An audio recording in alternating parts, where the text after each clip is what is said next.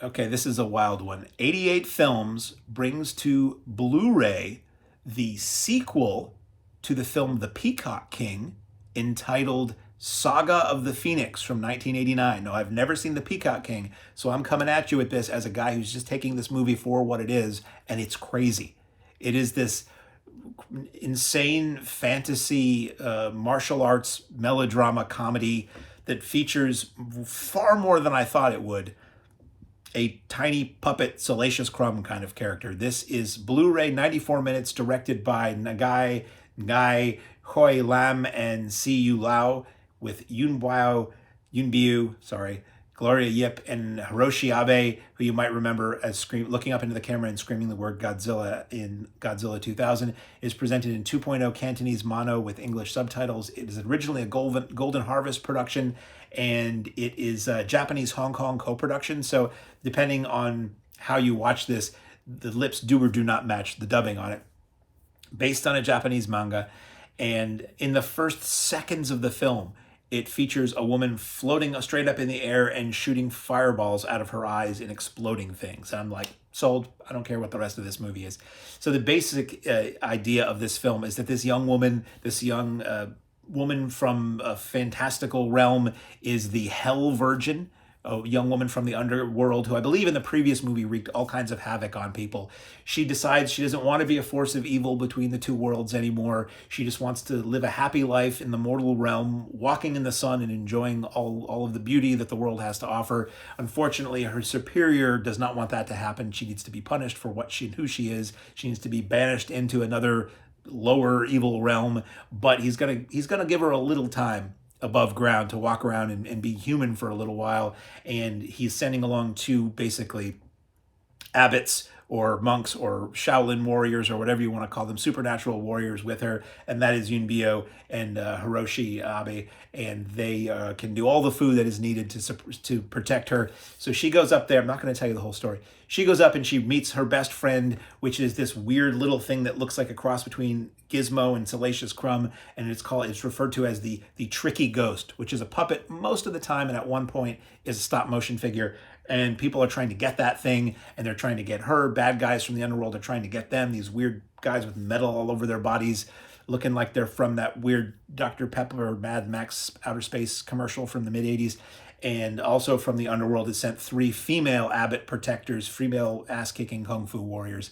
And it's a lot of that. It's a lot of foo. It's a lot of people doing this and having lasers shoot out of their hands. It's weird creatures. It's explosions. It's tremendously fun and really goofy, supremely goofy, with a lot of practical effects and a lot of those animation effects of, like animated lightning or glowing things, which I'm a sucker for.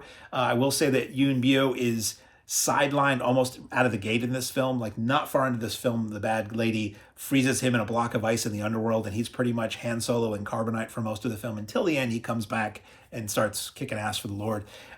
It's really mostly about the Hell Virgin and her ghoulies-like imp friend, more so than I thought. So like a lot of this is about their relationship and trying to protect each other and all that kind of stuff. Much more of a kid's film as far as that goes than I expected it would be, but still a lot of fun. Extras on this are a commentary by Frank Jang and F.J. DeSanto, who are always great with context, talking about the previous film, talking about this film, talking about the Japanese Hong Kong co-production and how that worked. Alternate Japanese footage, 12 minutes, mostly alternate takes of dialogue with some deleted bits, mostly in standard def, and in that it is the Japanese dub, and you can see whenever certain actors talk, their lips match, and when Yuen Biao talks, they do not. And I always thought that was interesting, how people could be on a set in multiple languages. This was done for decades. Everybody speaking their own language, and how you act with somebody who you may not understand what they just said to you, but I guess you know the timing of the scene. Or maybe if you're doing it all without sound, somebody just says, Yun, go. I don't know. Saga of Golden Harvest, the international connection. This was really cool. Interview with Albert Lee, former Golden Harvest employee, about Golden Harvest's overseas distribution strategy in the period that he worked for them from like the 70s to the 90s. That is 22 minutes. Image gallery, 5.5 minutes. Set to score. Trailer, 3.5 minutes. And then you get this really cool package with new artwork and a slipcase, which slips to reveal that artwork, and another one of their really nice matte finish. Come in. Matte finish hard case boxes with cool art all around it, which is again what they did with some of these other ones lately. The Rosa disc did this.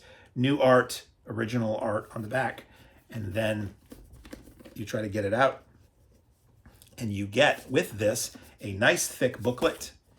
You get the film disc with, again, the new art, wraparound case. Some cool art there. That's what I'm talking about. Lasers out of the hands. Original art on the back. Reversible, so you can look at it however which way you want. A little mini poster reproduction of the original art and the new art. And this little book, which has a lot of stills from the film, the cast and crew list. You get from panel to screen the saga of Hong Kong's fascination with Japanese manga by Andrew Heskins, the Japanese connection, positioning Saga of the Phoenix, and the brief history of the cultural and cinematic exchanges of Hong Kong and Japan by David West. So really nice edition of this film I'd never heard of before. I don't know why they haven't put out the original Peacock King. Maybe somebody else owns the rights to that here. For all I know, it's out on a Shout Factory box. I don't know. But anyway, we get the sequel in a really nice presentation, looking great, from 88 Films, Saga of the Phoenix.